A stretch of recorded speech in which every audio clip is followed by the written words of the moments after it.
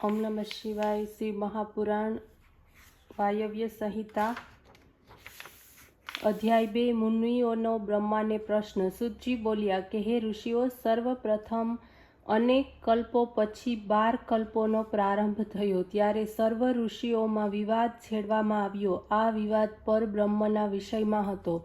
પરબ્રહ્મ કોણ છે?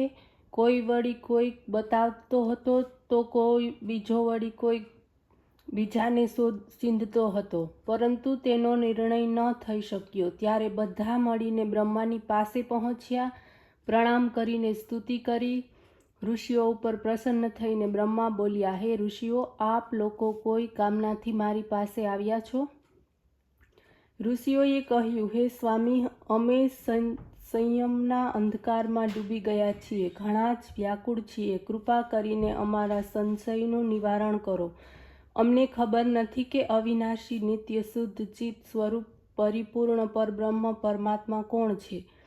પોતાની લીલાથી સંસારને રચીને એનું પાલન સંહાર કરનાર કોણ છે? ત્યારે આ પ્રકારે મુનિઓનું કથન સાંભળીને બ્રહ્માએ પોતાના આસન ઉપરથી ઊભા થઈને ભગવાન શંકરનું ધ્યાન કર્યું, પછી આવીને ઋષિઓને કહેવા લાગ્યા। ઓમ નમઃ શિવાય।